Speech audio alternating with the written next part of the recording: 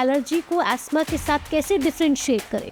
Asthma बड़ा specific चीज़ है कि जिसमें पेशेंट के सांस के रस्तों में सूजन आ रही है, वो कंस्ट्रिक्ट हो रहे हैं, वो सांस लेने में मुश्किल हो रही है, वीजिंग हो रही है, भारीपन लग रहा है। क्या हर वीजिंग एस्थमा होती है? सांस की नलियाँ जब रुकेंगी तो वहाँ पे वीजिंग। आप किस तरीके के लंग्स आज देखते हैं जब आप एक्सरेज देखते हैं? लंग्स थोड़े से डिटीरियोरेट कर रहे हैं। एस्थमेटिक पेशेंट है, उसकी जिंदगी एक आम आदमी की जिंदगी से कैसे अलग है? हर सांस के लिए एफर्ट करना एंड येट आपको ऑक्सीजन नहीं मिल रही, it's a very frightening symptom. नमस्कार, आप देख रहे हैं टोटल हेल्थ पॉडकास्ट। मैं हूं आपके साथ भावना नैयर। सांस हमारे जीवन की सबसे सामान्य प्रक्रिया है, लेकिन जब यही सांस लेने में तकलीफ बनने लगे तब समझ आता है कि स्वस्थ फेफड़ों की कीमत क्या होती है। आज भारत में करोड़ों लोग एस्थमा और एलर्जी से जूझ रहे हैं।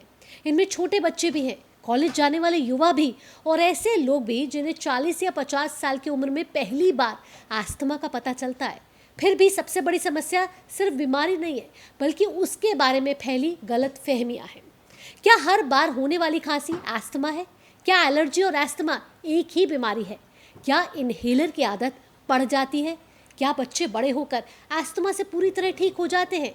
आज इन्हीं सवालों और कई बड़े मिथ्स का जवाब देने के लिए मेरे साथ मौजूद है देश के जाने माने पल्मोनोलॉजिस्ट और एस्थमा एलर्जी के विशेषज्ञ, 35 साल से ज्यादा का अनुभव, doctor Vikram Jaggi ji. Thank you. बहुत बहुत स्वागत है डॉक्टर जग्गी। और आप एस्थमा एलर्जी के पेशेंट्स को सालों से देखते आ रहे हैं। एक बड़ी मिथ यहाँ पर है कि एस्थमा और एलर्जी में आखिरकार फर्क क्या होता है? अच्छा सवाल है। और जो पेशेंट आते हैं इस किस्म की प्रॉब्लम से, उनके मन में होता है कि ये पूछें, क्योंकि वो एलर्जी वर्ड से उनको कोई रंजिश या कष्ट नहीं है दिमाग में। एस्थमा शब्द उन्हें कतई पसंद नहीं आता। तो इनका डिफरेंस क्या है समझना थोड़ा ज़रूरी है। एलर्जी एक मैकेनिज़्म है, एस्थमा एक बीमारी है जो एलर्जी के कारण अक्सर होती है। एलर्जी का क्या मतलब है? हम सब समझते हैं एलर्जी क्या है, कि कोई पदार्थ नेचर का जो दूसरों को तंग नहीं करता, उस पर्टिकुलर व्यक्ति को जिसको उससे एलर्जी है, उसके किसी बॉडी के पार्ट पे जाके तंग करता है या रिएक्शन करता है। It's an over sensitivity of the body to something which is natural and present in the environment. ये एलर्जी है जी। अब वो एलर्जी अगर लंग्स और पर्टिकुलरली सांस के रस्तों में हो रही हो तो उसको एस्थमा कहते हैं।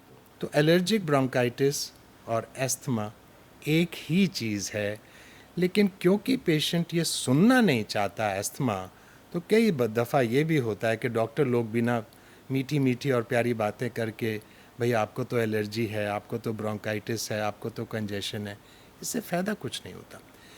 सो एलर्जी लंग्स में जब होती है तो उसको एस्थमा कहते हैं। लेकिन चूंकि एलर्जी एक शुरुआती लक्षण में से होती है, तो क्या हर एलर्जी बदलते वक्त के साथ या जब वक्त बीतता है तो हर एलर्जी के एस्थमा में बदल जाती है, या फिर इनको दो अलग अलग तरीके से देखा जाना चाहिए? एलर्जी बहुत बड़ी चीज़ है और कहीं की भी हो सकती है। स्किन की भी हो सकती है, बिल्कुल। छपाकी होना, एक्जिमा होना, छींक जुकाम, नज़ला होना, नाक की एलर्जी हो सकती है, साइनोसाइटिस, आँख की एलर्जी हो सकती है, किसी चीज़ को खा के उल्टियाँ हो जाना, दस्त लग जाना, पेट की एलर्जी है। तो एलर्जी बहुत जगहों की होती है। वक्त पे एलर्जी को पकड़ लेना, समझ लेना किस चीज़ से एलर्जी है, उसकी पहचान, टेस्ट कर लेना, बचाव करना से काफ़ी हद तक इस चीज़ से या एस्थमा की डेवलपमेंट से बचा जा सकता है। डॉक्टर साहब, इसके साथ रात भर खांसी आना, लंबे समय तक खांसी आना, बार बार छींक आना, नाक बहना, कहीं ना कहीं ये एलर्जी के लक्षण माने जाते हैं। फिर इसको एलर्जी को एस्थमा के साथ कैसे डिफरेंशिएट करें? एस्थमा बड़ा स्पेसिफिक चीज़ है कि जिसमें पेशेंट के सांस के रस्तों में सूजन आ रही है, जिसकी वजह से 3 मेन चीज़ें हो रही हैं।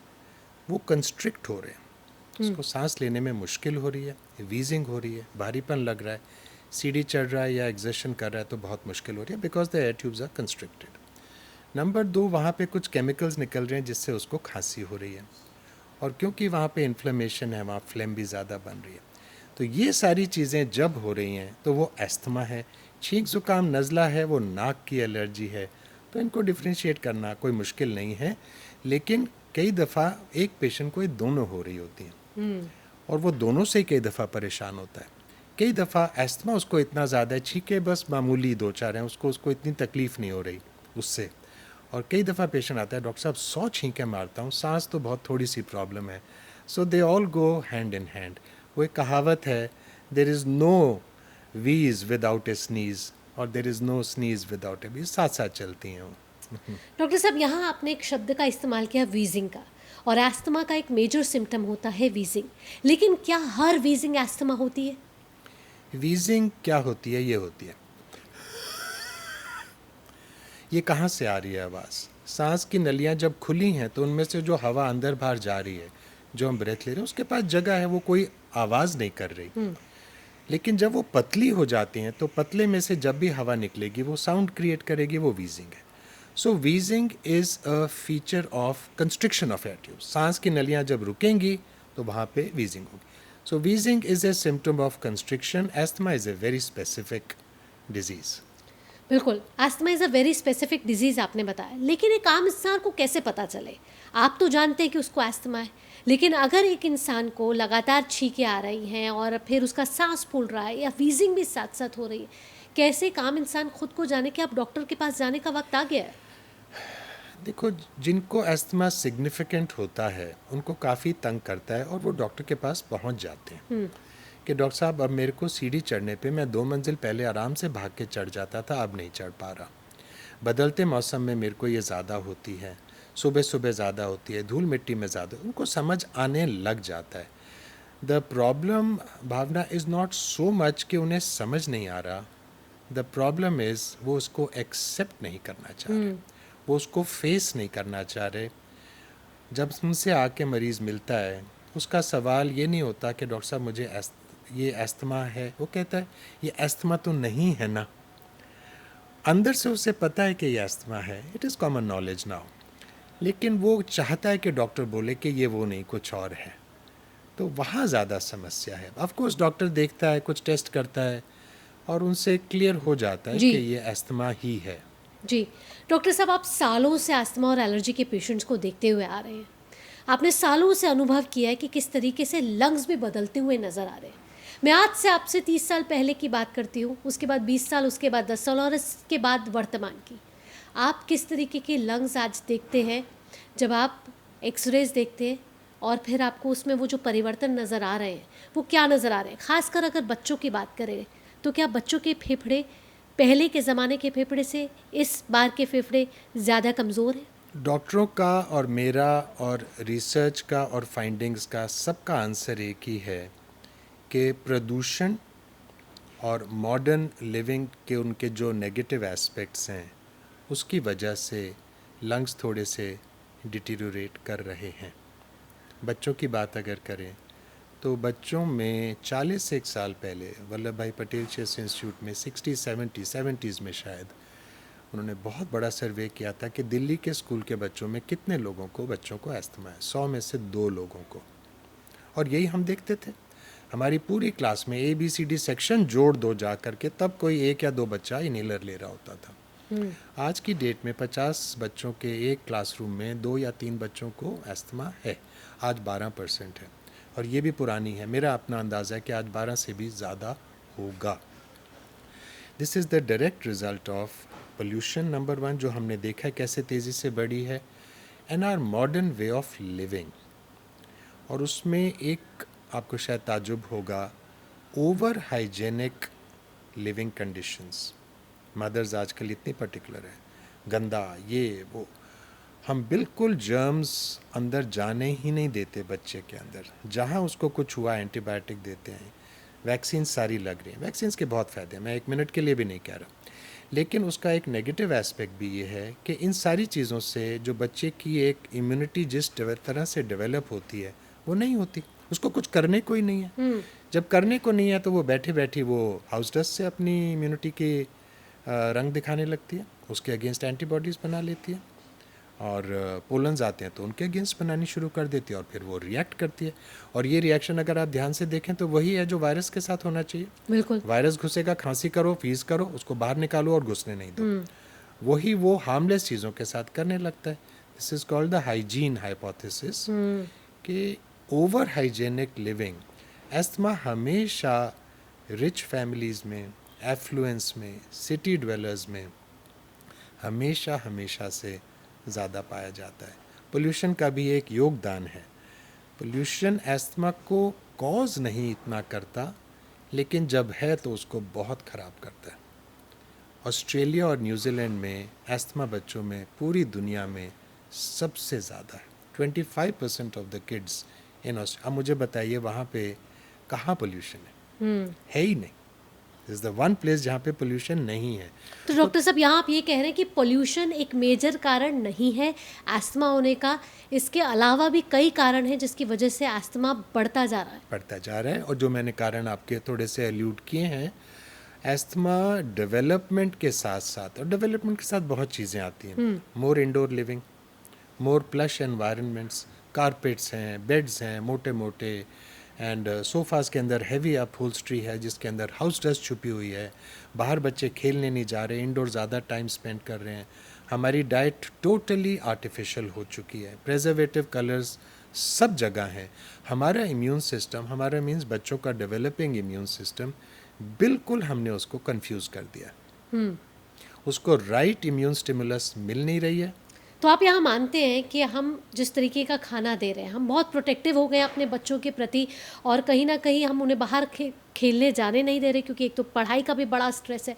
और जो पुराने जब ज़माना था डॉक्टर साहब, तब कहा जाता था कि मिट्टी में खेलने दो बच्चों को, अब बड़े मिट्टी में खेल कर बड़ा होगा तो और मजबूत बनेगा। तो क्या वो बात सच है? क्योंकि आप तो कह रहे हैं कि एस्थमा अमीरों की बीमारी है। सच है टू सम एक्सटेंट, उसकी भी कीमत देनी पड़ती थी। हम भी मिट्टी में खेलते थे जब हम बच्चे थे, हमारे पेरेंट्स नहीं रोकते थे, हमारे नाक बहते रहते थे, हमें चोटें लगती रहती थी, वो सब होता था, हमारा पेट भी खराब होता था। लेकिन ऑटो इम्यून डिजीज़ेस और एलर्जी से हम काफ़ी हद तक बचे हैं बिकॉज ऑफ दैट। आजकल के बच्चे उन चीज़ों से बच रहे हैं, but that's the price they are paying and they will pay, and this is proven. Doctor साहब यहाँ मैं ये भी पूछना चाहूँगी, आखिरकार एस्थमा होता क्यों है? क्या ये एक जेनेटिक्स का भी एक बड़ा फैक्टर इसमें रोल प्ले करता है? और क्या क्या ट्रिगर पॉइंट्स हो सकते हैं जिसकी वजह से एस्थमा बढ़ता हुआ नज़र आ रहा है? और क्या एस्थमा पहले भी था, अब डायग्नोसिस बेटर हो गई है तो हमें उसके बारे में ज़्यादा पता लगना शुरू हो गया? क्या इसमें भी कोई सच्चाई है? ज़्यादा सच्चाई इसमें है कि एस्थमा बढ़ गया है, जेन्युइनली बढ़ गया है। ऑफ कोर्स सारी चीज़ें थोड़ी बहुत आजकल बेटर और अर्ली डायग्नोज हो जाती हैं, तो हमें लगता है कि वो बढ़ गए। That factor is there for every disease nowadays. लेकिन एस्थमा जेन्युइनली बहुत ज़्यादा बड़ा है, एंड वो बड़ा है जहाँ के ऊपर डेवलपमेंट कंट्रीज़ में हो रही है। जो फुली डेवलप्ड कंट्रीज़ हो गई हैं, वेस्टर्न कंट्रीज़, वहाँ पे एस्थमा अब और बढ़ नहीं रहा है।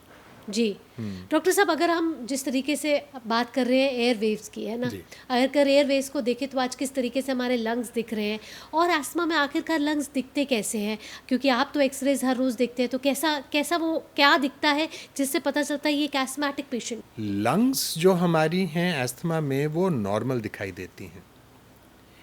एक्सरे हमारा एस्थमा में नॉर्मल दिखाई देता है। एक पेशेंट को इतना एस्थमा हो रहा है कि बेचारा सांस 2 शब्द नहीं बोल पा रहा, उसका एक्सरे नॉर्मल आएगा। इससे ये नहीं लेना चाहिए कि मेरा एक्सरे नॉर्मल है तो इसका मतलब मुझे कुछ भी नहीं है। एस्थमा एक्चुअली इतनी लंग्स की बीमारी नहीं है जितनी सांस के रस्तों की बीमारी है। ये सांस के रास्ते होते हैं जो नॉर्मल होते हैं। ये अगर आपको दिख रहा है इसमें, तो इसमें जो लालपन दिख रहा है वो एक सूजन आई हुई है, ये जो सूजन है।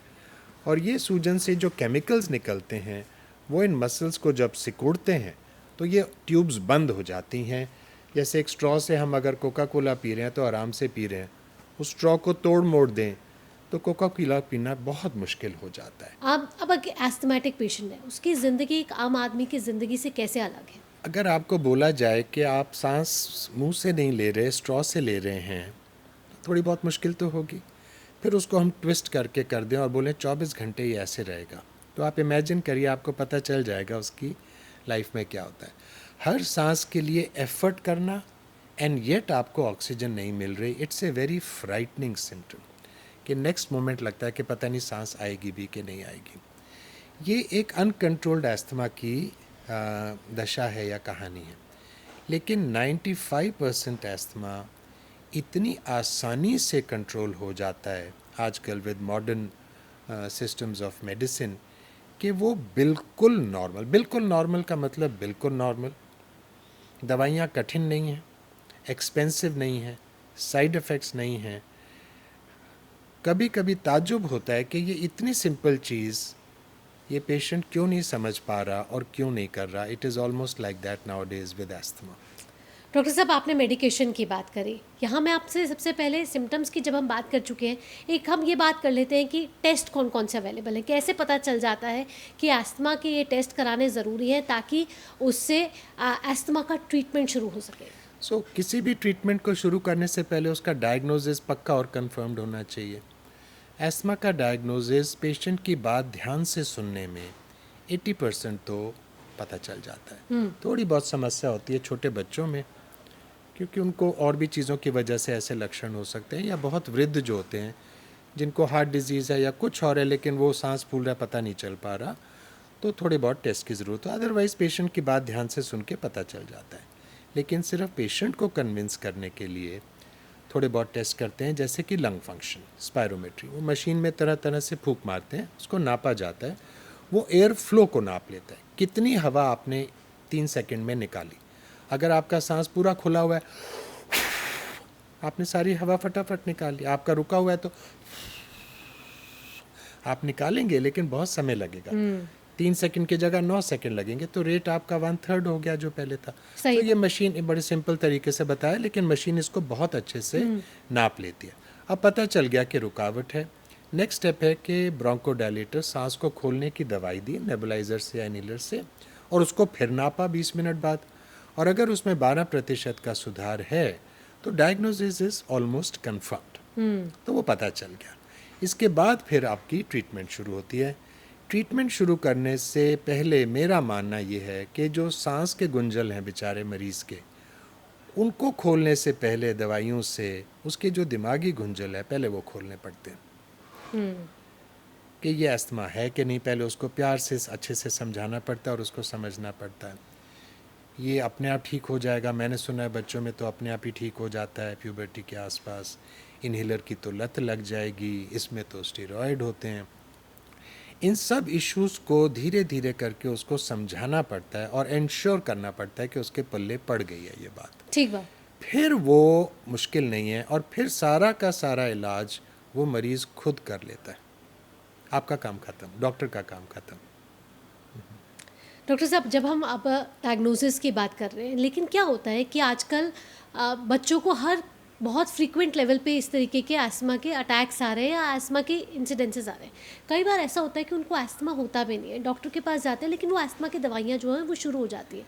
बाद में पता चलता है कि उसको तो एलर्जी या फिर कुछ और था, इस वजह से वो दवाइयाँ गई। तो क्या ये दवाइयाँ नुकसान दे देती हैं उन बच्चों को अगर उनको अस्थमा है ही नहीं, क्योंकि बड़े जल्दी उनको अस्थमा की दवाइयों से परिचय कराया जा रहा है? ये सवाल शायद इसलिए उठ रहा है कि छोटे बच्चों में वायरल इन्फेक्शंस के बाद वीजिंग होना बहुत ज़्यादा कॉमन है। ये पहले भी होता था, 30 साल पहले जो आपने बात उठाई थी तब होता था। आजकल और ज़्यादा और लंबा होता है और गंदा होता है बिकॉज ऑफ द पोल्यूशन। ये अस्थमा नहीं है, लेकिन इसका उपचार उसी तरीके से है जो अस्थमा की दवाइयाँ हैं, ब्रोंकोडायलेटर्स एंड इनहेल्ड कॉर्टिकोस्टेरॉइड्स, जो कि नेबुलाइज्ड या इनहेल्ड वे में देने हैं। जी। तो डॉक्टर का फ़र्ज़ बनता है कि समझाएं कि ये दवाइयाँ वही हैं जो शायद अस्थमा के मरीज़ को भी देते हैं। आपके बच्चे को अस्थमा नहीं है, अस्थमा के मरीज़ को हमेशा देना पड़ता है। आपके बच्चे को मैं 2 या 3 या 4 हफ्ते के लिए दे रहा हूँ, और इस रीज़न के लिए दे रहा हूँ।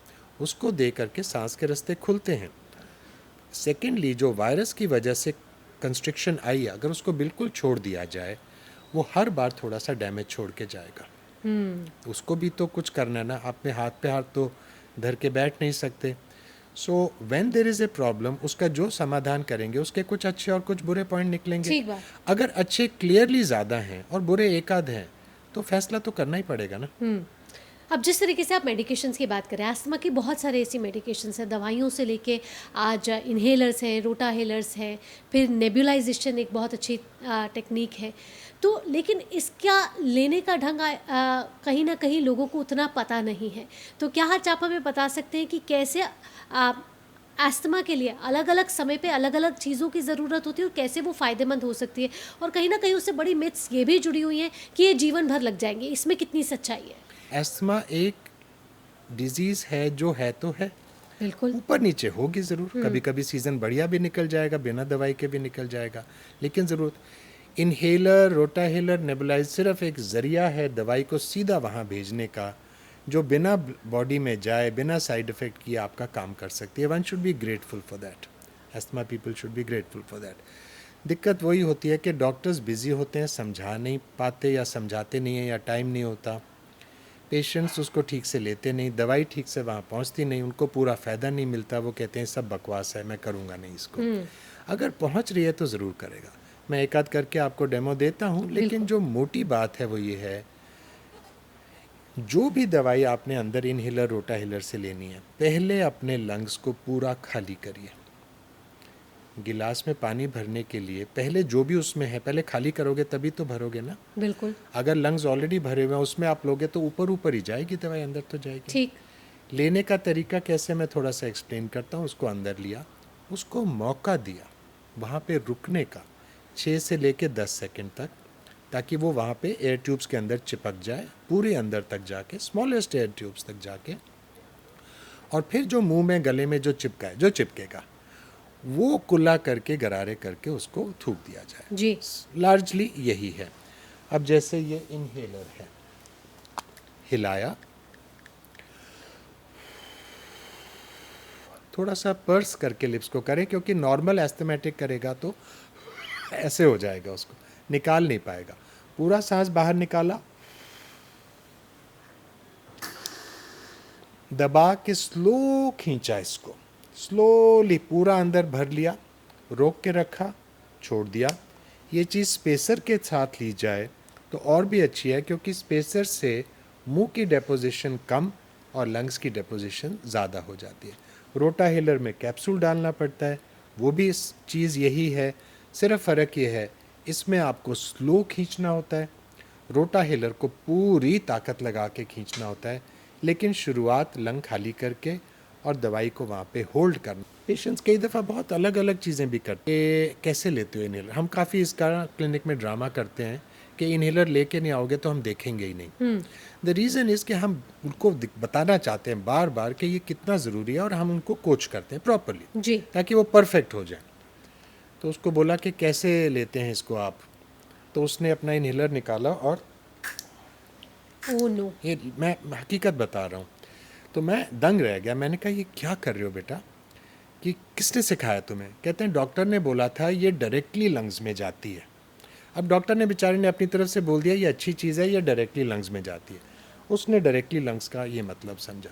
तो ये एक एग्जाम्पल, ऐसे बहुत सारे और एग्जाम्पल्स होते हैं, पर पॉइंट इज़ कि जब तक मरीज़ों के साथ टाइम नहीं स्पेंड किया जाए समझाने में, वो बेचारे गलतियाँ करेंगे ही और पूरा फ़ायदा उनको नहीं मिलेगा। डॉक्टर साहब, एक और बड़ी मिथ है कि कहा जाता है इनहेलर में स्टेरॉइड्स होते हैं। ये स्टेरॉइड्स मेडिसिन में भी होते हैं, जब एस्थमा की मेडिसिन दी जाती हैं तो एक खौफ वो भी मन में होता है कि स्टेरॉइड्स दे रहे हैं, लंबे समय तक लेंगे तो शरीर को हानि पहुंचाएंगे। ये स्टेरॉइड्स कितने सुरक्षित होते हैं? स्टेरॉयड एक हार्मोन है जो बॉडी में रोज़ बनता है, like insulin, like thyroid hormone, like steroid. 20 milligrams के बराबर प्रेडनिसोलोन बॉडी में रोज़ बनता है, और अगर वो ना बने तो it is incompatible with life. तो वो कोई पॉइजन नहीं है, वो एक बॉडी में एक नॉर्मल चीज़ है। जी। अगर टैबलेट के फॉर्म में उसको लंबी देर दिया जाए, किसी किसी बीमारी के लिए देना पड़ता है, तो जो फ़ायदा करेगा सो तो करेगा, नुकसान करेगा ही करेगा, साइड इफ़ेक्ट्स होंगे ही होंगे, सीरियस साइड इफ़ेक्ट्स। इनको देख के, सुन के, समझ के एक मन में ओवरऑल डर पैदा हो जाता है, स्टीरॉयड फोबिया। इनहेल्ड कॉर्टिकोस्टेरॉइड्स, इसको कहते हैं ना, is a totally different ball game. वो माइक्रो क्वांटिटीज़ में है, पहली बात। जी। वो उस फॉर्म में बनाया हुआ है फार्माकोलॉजिकली कि वो वहाँ जब पहुँचेगा एयर ट्यूब में तो 1 या 2% एब्जॉर्ब होगा। जी। तो वो डायरेक्टली वहाँ जा रहा है जहाँ उसकी ज़रूरत है। एब्जॉर्ब होके ब्लड में जा नहीं रहा, बॉडी में जा नहीं रहा, वो कोई साइड इफ़ेक्ट कर सकता ही नहीं क्योंकि वो इधर उधर जा नहीं रहा। जी। अगर 0.001% जा रहा है तो थोड़ा बहुत जा रहा है। किसी किसी पेशेंट के अंदर थोड़ी बहुत दिक्कत हो सकती है। एक बड़ी कॉमन चीज़ है कि गला बैठ जाता है, आवाज़ चेंज हो जाती है, आवाज़ बैठ जाती है। डॉक्टर साहब, लेकिन आजकल मैंने सुना है अस्थमा के को ट्रीट करने के लिए वैक्सीनेशन भी आ गई है, तो क्या अस्थमा के लिए वैक्सीनेशन भी इस समय अवेलेबल है? एलर्जी की डिजीज़ को ट्रीट करने के लिए वैक्सीन्स हैं और प्रिंसिपल आजकल का नहीं है, विष कन्याओं के टाइम से है। विष कन्याओं के टाइम पे राजा लोग उनको विष देते थे थोड़ा थोड़ा क्वांटिटी में कि कहीं मिलेगा तो वो मरेगी नहीं, कुछ छोटा मोटा।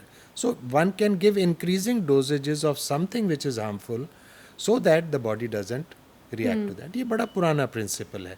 1998 में शायद WHO ने एक स्टेटमेंट निकाली थी, एलर्जन इम्यूनोथेरेपी, इसको एलर्जन इम्यूनोथेरेपी कहते हैं, is the only treatment which can cure asthma. जाने से पहले डॉक्टर साहब, अगर आपको लंग्स मजबूत करने हैं, फिर चाहे आप बच्चे हों, बड़े हों, बूढ़े हों, कोई एक ऐसी एक्सरसाइज जिससे में ज़्यादा समय ना लगे लेकिन आपके लंग्स मजबूत हो जाएं?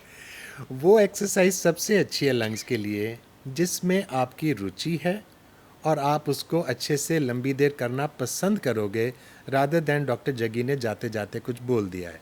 बैडमिंटन खेलना अच्छा लगता है तो वो करो, वॉक करना है तो वो करो, जिम करना है, योग करना है। योग is a very special exercise but it is an exercise at the end of the day.